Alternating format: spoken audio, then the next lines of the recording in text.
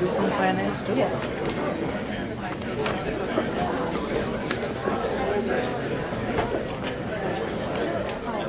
This is not the same as fracturing chemicals, and it can happen naturally, as you heard earlier. But this methane in these places was thermogenic in origin, meaning it came from either the same or very similar geologic formation to the natural gas. And it seemed to imply some sort of pathway between the drilling happening nearby and the contamination reported. In many of these cases, the problems emerged very soon after hydraulic fracturing took place.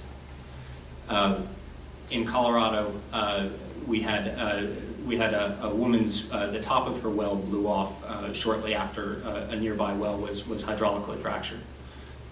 In Wyoming, a gentleman's, the water in his washing machine turned black as a well across his field was hydraulically fractured. In Ohio, shortly after a fracturing operation, or some time after a fracturing operation in a closed well, methane seeped into a house and the house blew up, almost killed its two elderly inhabitants. In addition to these contamination concerns around fracturing that I was beginning to see and collect, in many of these rural areas, air pollution was also a growing concern. People complained of health impacts, breathing problems, skin lesions, itching and chemical sensitivity, headaches, and so forth.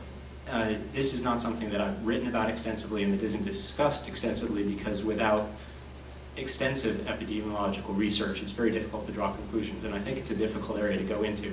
But I'll just say here today that the stories that I hear across the country in different states, thousands of miles apart, are remarkably similar in terms of the complaints that disparate rural residents express to me, and it seems to be more than coincidental.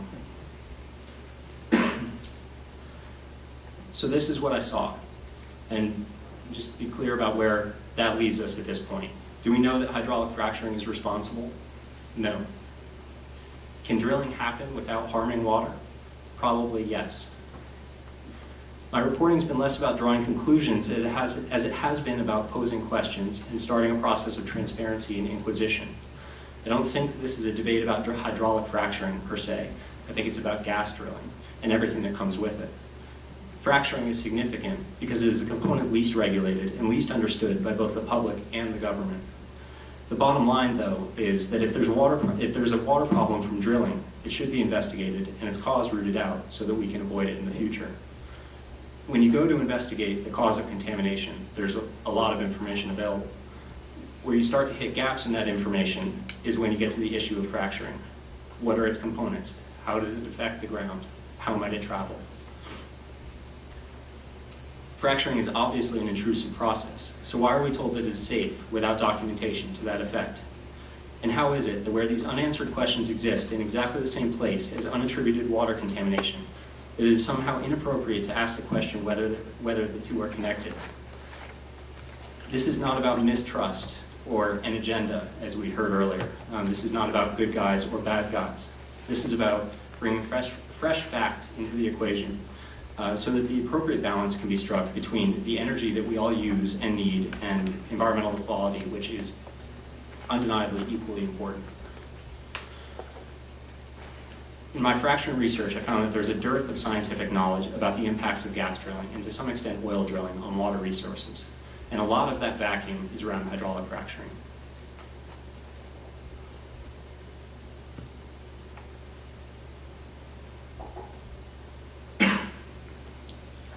We can get a little more specific. There are two clear problems that we can identify and one more mysterious one.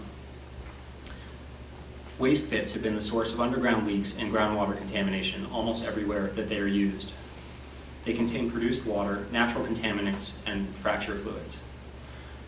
If we don't know what the fracture chemicals are, as I've said, we can't track the contamination, but the pits should be lined. They're not always lined the way you saw in the photographs earlier. They should be limited or they should not be used at all. Industry has fought that at every opportunity. In New Mexico, they're arguing against a law that would simply require, in addition to a couple of other things, that pits be lined across the state. The second issue is well cementing and casing, which we heard a little about earlier today. This can be, in many cases, poorly done. Many of the contamination cases that I followed are due to problems in casing and cementing. In fact, it's a primary risk to water from drilling that has been identified to this point, in my opinion, as a result of my research. The cementing is meant to be a sheath, a solid enclosure of the well system to protect the groundwater resources around it, and that cement can often have bubbles in it or cracks in it or be improperly installed and simply not be there at all. The Deepwater Horizon accident in the Gulf of Mexico was as good an example of a blowout due to, in part, in addition to many other factors, improper casing or weak cementing as any other. However, just to say that this is a casing or cementing issue does not make it indistinguishable, or it is not indistinguishable from fracturing. It relates to hydraulic fracturing because the pressure of fracturing exploits the weaknesses in the cementing that may have otherwise been fine. In other words, a casing around a well can have a minor crack in it, and that crack might be perfectly fine and not a problem with fluids or gas flowing under normal pressures, but when it's under 5,000 or 7,000 psi of pressure in the hydraulic fracturing process, that crack is widened and exploited, and substances can travel through it. And that's been the case in several of the case studies that I've examined. Also, we haven't discussed much today, but the well casing, or the well itself, the well structure, provides a pathway from deep below the surface, deep below into the surface layers that didn't exist before. So, and I'll come back to this a little bit later, but when you have this discussion about what the degree of geologic separation is and whether there can be natural cracks and fissures and all of that, it's important to remember that the well itself is a pathway. So again, casing and cementing, this is known technology. There are best practices to cement carefully, and there are, to varying degrees, regulations to ensure that this happens. Right away, through more attention and effort paid to cementing and casing issues, a number of the underground contamination cases that I've tracked across the country can be prevented.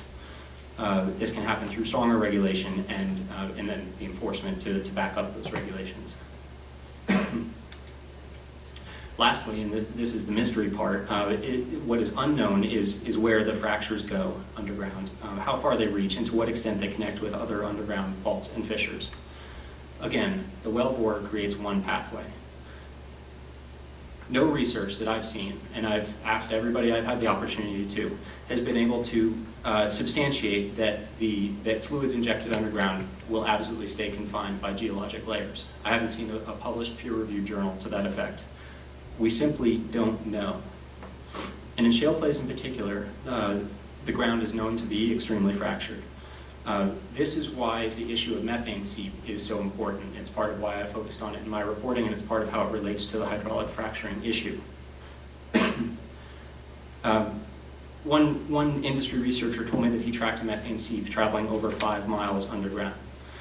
In Colorado, Jeffrey Thine, a former professor at the Colorado School of Mines and a guy who's paid to enhance oil recovery and improve oil recovery for the state of Wyoming, found dozens of wells polluted with methane and produced water traces in parts of Colorado. He's not certain of the cause yet, but he attributed them possibly to underground faults and fissures, if not, again, the pathway created by the well itself. And finally, a note on this that hasn't been widely discussed today, as much as 90% of the fluids used in hydraulic fracturing can be left underground, somewhere between half and 90%. And particularly in the Marcellus Shale on the East Coast, it tends towards the higher end of that spectrum.